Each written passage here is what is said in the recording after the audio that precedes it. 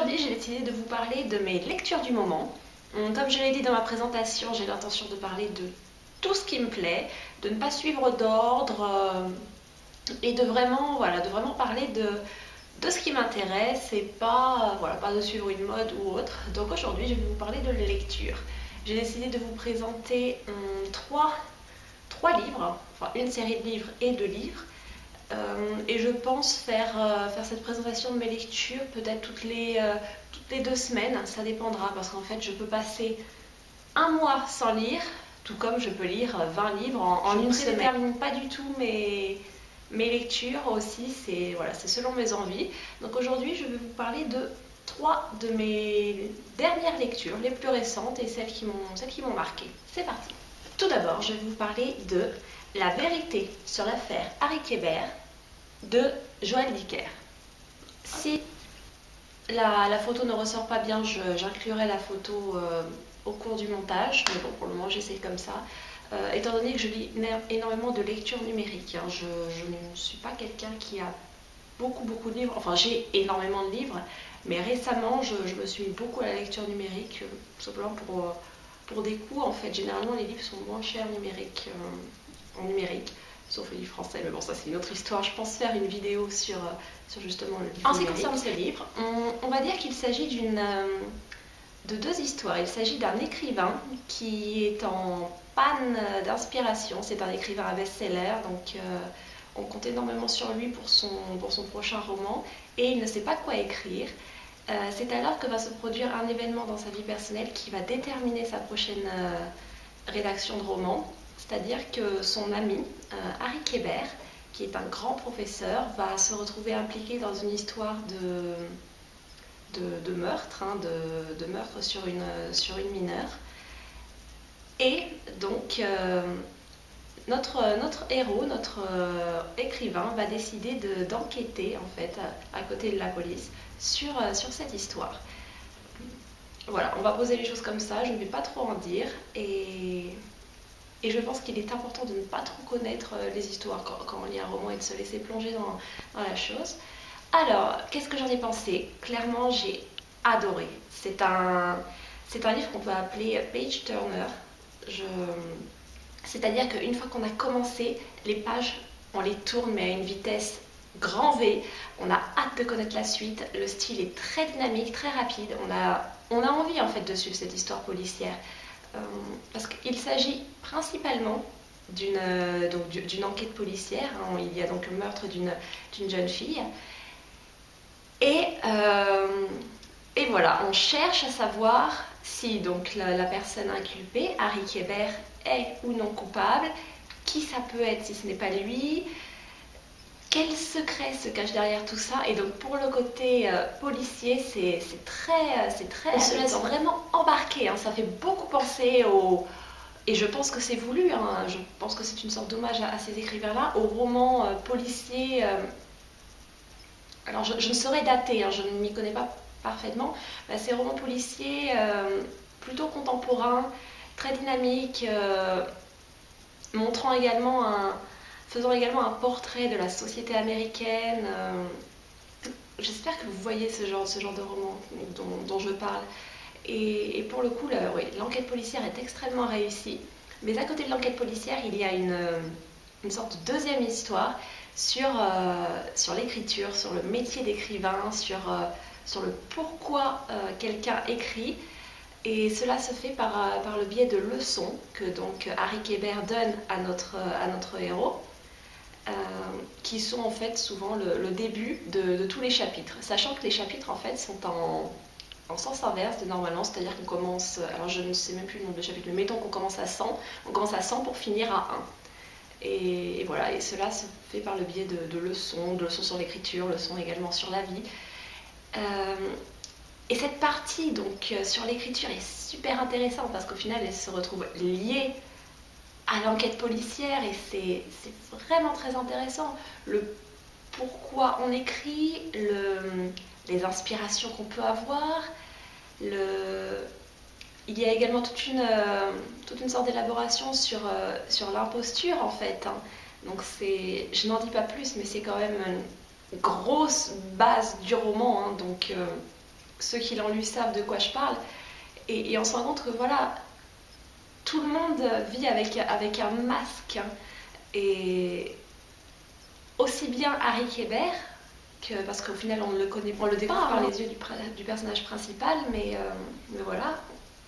Et également ce personnage qui voilà, rapidement, hein, qui parle de lui-même de manière assez péjorative, en fait, dès le début.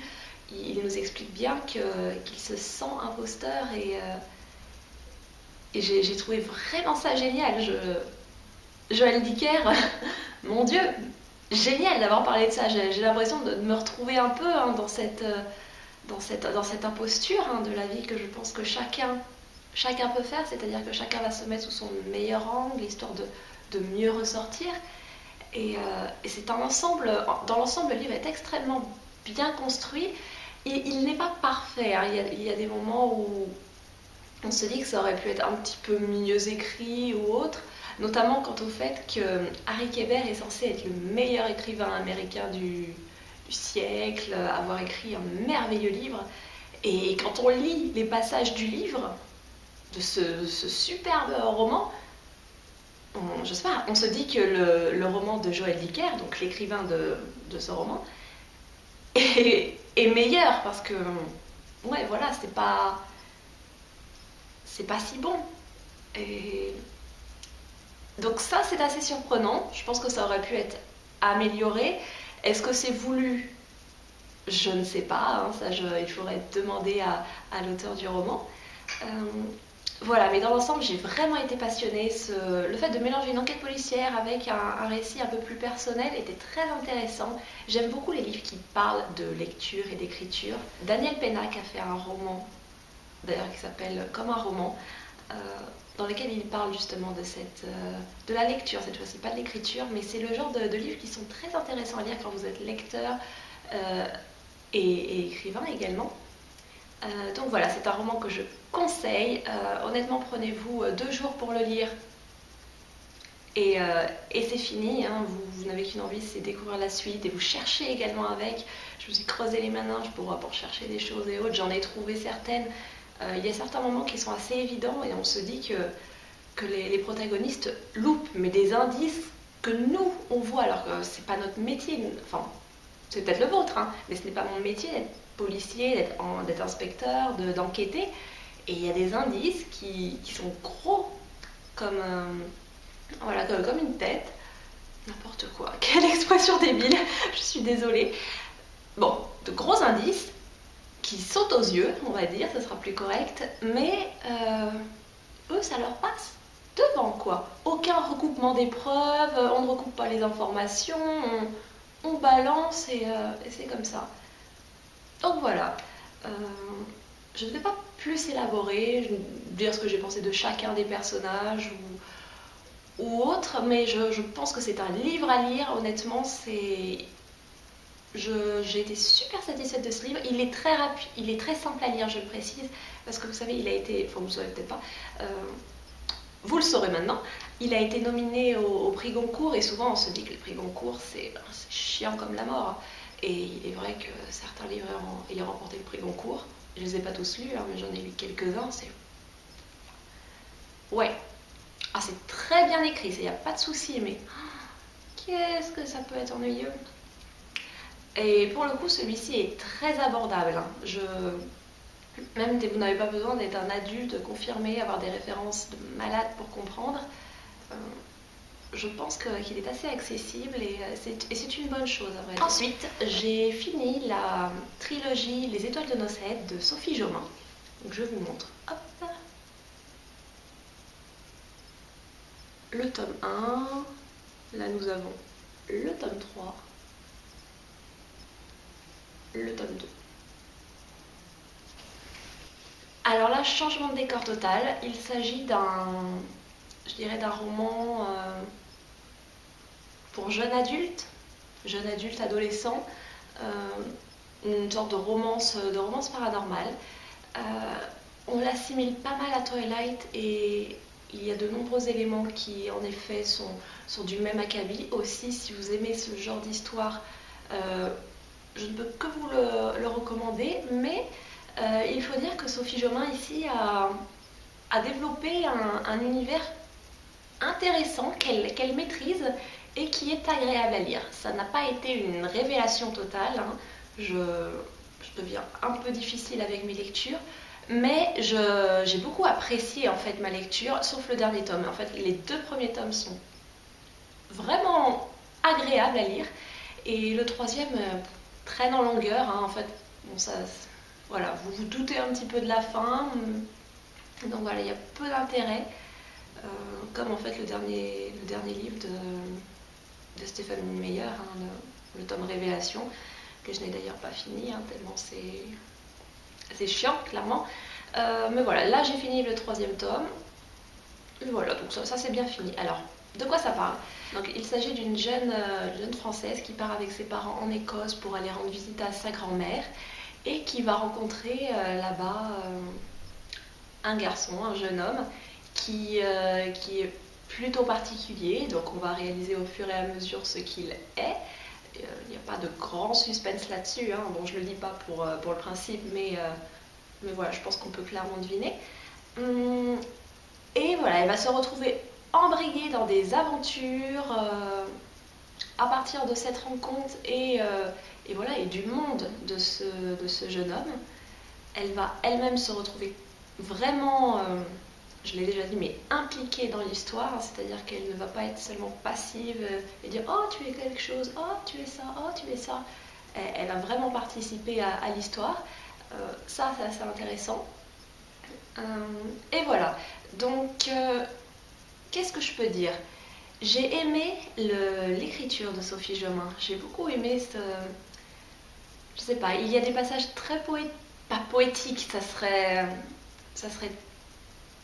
le mauvais terme, mais il y a des passages, il y a de beaux passages, des passages tendres, des passages jolis, des passages où elle décrit un peu son environnement, et j'ai aimé ces descriptions, cette impression de magie qui règne, également toute cette mythologie qu'elle a inventée, hein.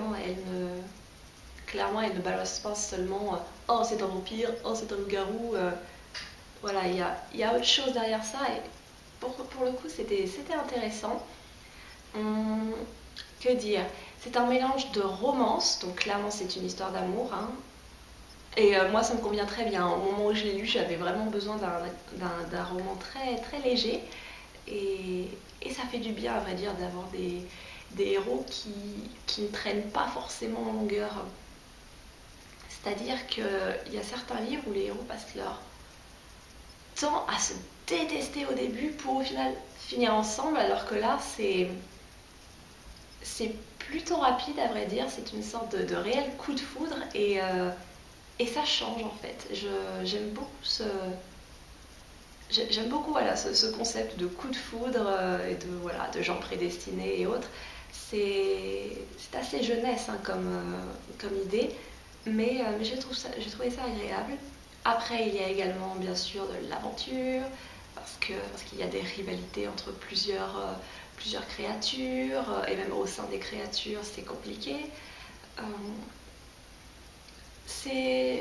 Voilà, je pense que pour le public visé par ce genre de lecture, c'est-à-dire un public de jeunes adultes, d'adolescents, c'est un très bon roman que je peux conseiller. Dans la veine des livres de Stéphanie Meyer et autres. Je n'ai pas été complètement séduite, hein, parce qu'il me fallait quand même un petit peu plus, mais j'ai beaucoup apprécié parce que Sophie Jomain ne se contente pas non plus de vous traiter comme des adolescents. Elle vous intègre quand même dans un monde de jeunes adultes, et ça c'est agréable. On ne coupe pas par exemple à la chambre à coucher. Brutalement, pour éviter de choquer certains ou autres. Il n'y a rien de choquant là-dedans, clairement c'est très agréable d'être considéré comme un lecteur capable d'assumer ses lectures. Aussi, voilà, je le conseille pour toutes les personnes qui aiment le genre de romance paranormale. En plus, c'est un roman français, donc ça fait du bien de voir des écrivains qui s'y mettent, et sans qu'on ait besoin d'aller chercher à l'étranger. Voilà, je vous souhaite une bonne lecture pour ce roman également. Et finalement, le troisième roman que j'ai lu là dans la semaine est Le Chuchoteur de Donato Carisi.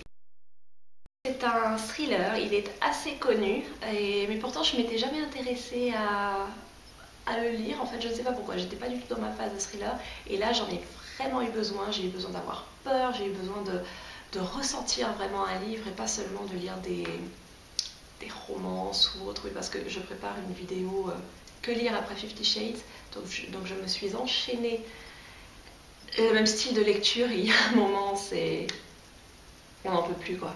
Là, la même trame, je n'en pouvais plus.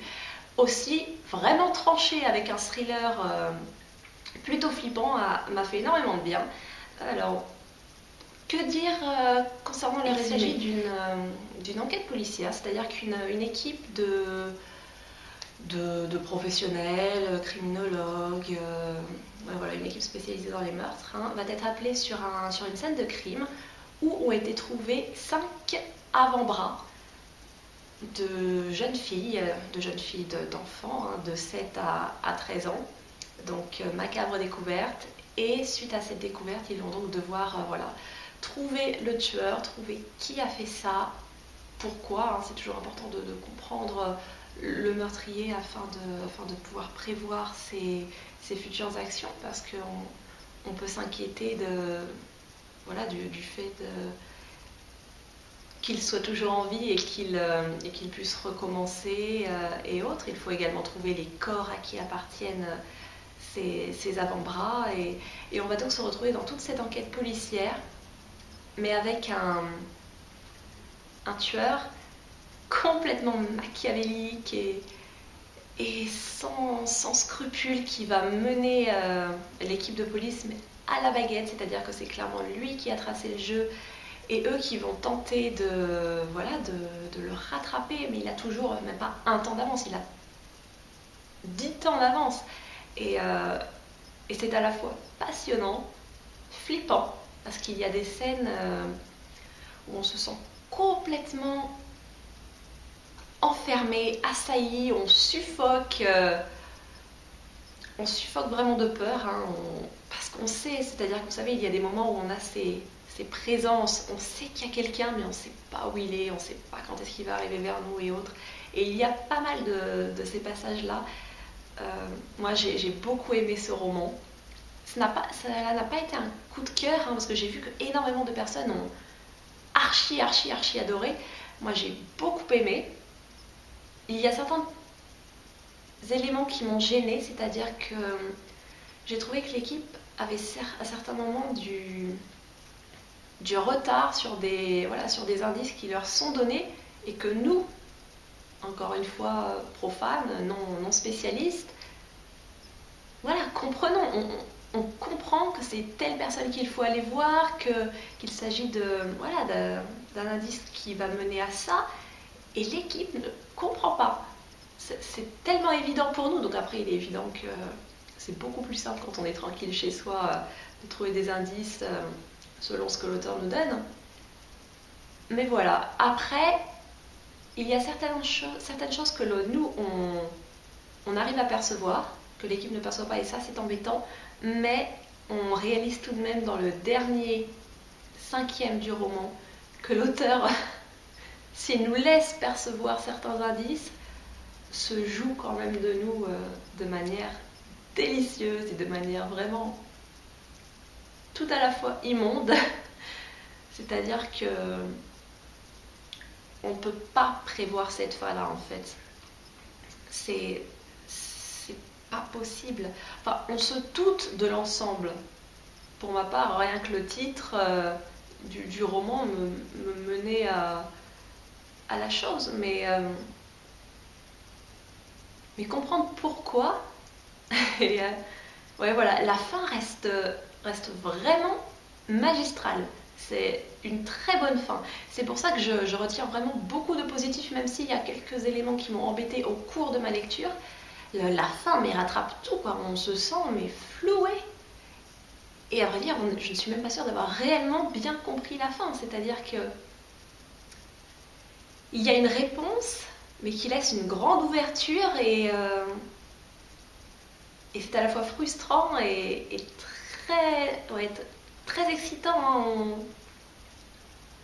Voilà, j'adore en fait sentir moi que j'ai été flouée par l'auteur. C'est vraiment, c'est par exemple la raison pour laquelle j'adore les Agatha Christie, parce qu'à chaque fois je me fais avoir. Et j'adore me faire avoir, je me laisse porter, même si j'ai toujours tendance à, voilà, à chercher, chercher moi-même les indices. Mon cerveau a toujours besoin de faire ça. Mais voilà, c'est vraiment une très bonne lecture. Le gros point fort également, en plus de cette ambiance oppressante et de cette très bonne fin, dans ce roman, est que les personnages sont super intéressants. L'héroïne, notamment Mila, il me semble, oui, Mila, est très atypique. C'est-à-dire qu'elle représente en gros ce qu'on peut attendre d'une policière, mais en même temps elle a un passé très lourd et elle est vraiment fondamentale dans cette histoire en fait. Voilà, je n'arrive pas forcément à m'identifier à elle parce que je n'ai pas les mêmes problèmes qu'elle et la même manière de me comporter, mais j'apprécie énormément ce personnage parce qu'il est, il est fondamental et je pense qu'elle est un apport magistral, oui, oui, au roman. Concernant les autres, bien évidemment, le criminologue laisse Béa, hein, on est fasciné. Enfin, pour ma part, je suis toujours fascinée par les profilers, par les psychologues spécialisés sur les criminels. Bon, j'ai un côté un peu tordu, hein, mais ça me fascine. Hein, donc forcément, c'est un personnage qui est fascinant. Son histoire est également fascinante. Il nous réserve pas mal de surprises. Hein, et voilà, pour le reste de l'équipe, très bien balancé. En fait, il y a un personnage qu'on n'apprécie pas particulièrement, une sorte de rival. Il y a le gars, c'est ça. Il y a le chef qui pense uniquement à sa carrière, à ses ambitions. C'est très, oui, c'est très balancé, c'est vraiment le terme. Et je pense que c'est un bon, voilà, un bon paysage de personnages qui font que l'histoire se tient, voilà, qu'on a une personnalité, un trait propre à chacun. Et voilà, ça permet voilà, de rendre l'histoire très bien. Je ne vais pas m'étendre plus, hein, parce que les thrillers, il faut vraiment les lire et surtout les vivre. Mais je vous le conseille absolument. Vous passerez forcément un bon moment. Ça se lit très rapidement. Et voilà. Dites-moi des nouvelles, honnêtement, parce que j'espère que d'autres personnes l'ont apprécié. Je sais que d'autres personnes l'ont apprécié, mais je n'ai pas réellement eu la possibilité d'en parler avec ces personnes, donc n'hésitez pas à partager. Voilà, c'était mes lectures du moment. Je vous retrouve dans, je pense, 2 semaines pour vous parler de mes prochaines lectures, hein, de celles que je suis en train de lire, et voilà. J'espère que cela vous aura plu, que cela vous aura donné envie de découvrir ces romans. N'hésitez pas à me partager ce que vous en avez pensé, ou ce que vous êtes en train de lire, ou des livres que vous pourriez me conseiller. Je suis ouverte à tout et voilà, je vous souhaite une bonne fin de journée. À bientôt!